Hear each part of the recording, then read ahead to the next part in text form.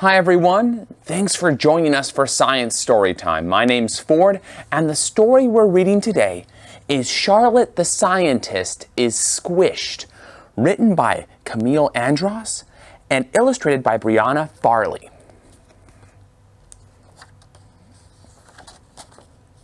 Charlotte was a serious scientist. Protective glasses, a lab coat, and a magnifying glass were her essential scientific equipment, plus a clipboard for important notes. Charlotte solved problems by conducting experiments that followed the scientific method. And Charlotte had a problem. She was squished. She was squished at the table, she was squished in the tub, and sometimes was even squished on the toilet. It had become impossible to conduct her experiments.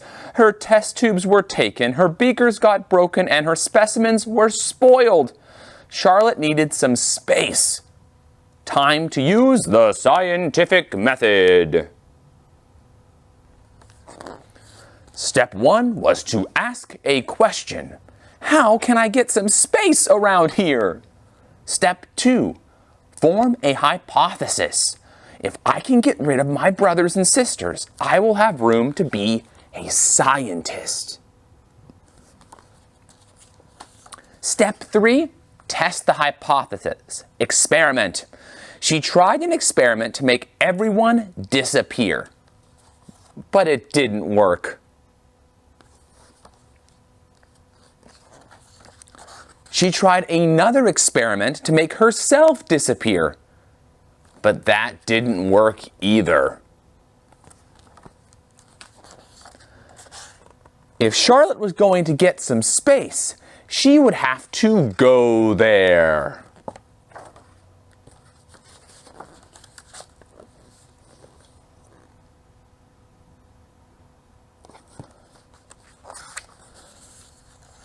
Step 4 was to make and record observation.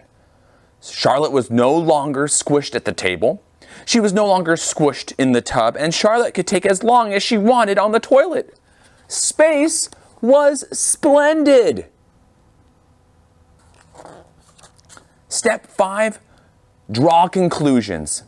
Charlotte had all the room she needed to conduct very important experiments using her protective glasses, lab coat, and magnifying glass. Her test tubes were tidy, her beakers looked brilliant, and her specimens were sparkling. Her hypothesis was correct. She finally had room to be a scientist. The only problem was there was no one to talk to at mealtime. No one to blow bubbles with in the bathtub. And what was Charlotte supposed to do when the toilet paper ran out? Space was lonely. Back to step 2 of the scientific method. Form a new hypothesis. If I can have friends in space, then I won't be lonely and I can be a real scientist. Time for more experiments. Charlotte tried chocolate bunnies, but they were too tempting, and the balloon bunnies kept floating away.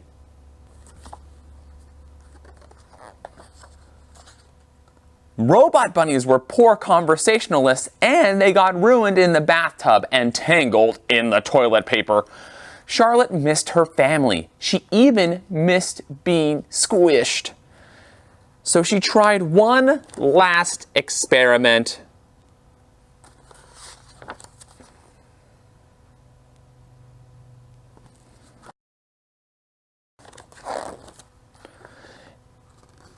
And Charlotte reached a new conclusion. Charlotte didn't need outer space. She just needed her own space. The end. Now, Charlotte the scientist was using the scientific method to solve her problems, right? There were about 5 steps. a great way to remember those steps in the scientific method is by doing fun hand motions. So here, I'll teach you some motions you can do to remember the scientific method. Step 1, we ask a question. When we ask a question, sometimes we shrug our shoulders. So go ahead and shrug your shoulders like you're asking a question. Nice. Next, we create a hypothesis. We think of an answer to that question. So we can scratch our chins and think really hard. There we go. Good hypothesizing, everybody.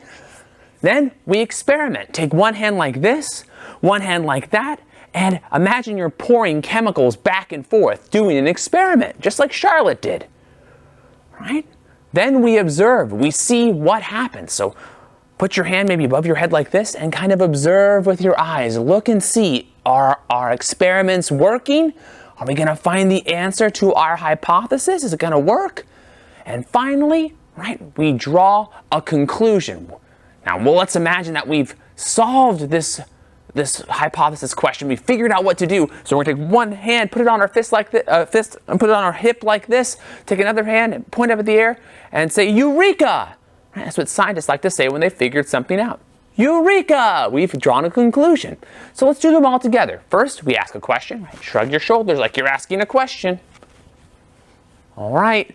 Now we form a hypothesis. Scratch our chin, think really hard about it. Then what do? We experiment, right? We take those chemicals and we mix them together. We see if we can figure out what has to happen next. Good job, everybody. Then we observe. We see what happened. Are things working? Great. Oh, it looks like they're working. So we draw a conclusion. Fist on your hip, finger in the air. Eureka! Nice job. So if you're thinking about solving problems like a scientist, think about the scientific method. Thanks so much for joining us for Story Time this week. We look forward to reading a story again with you soon. Stay safe out there.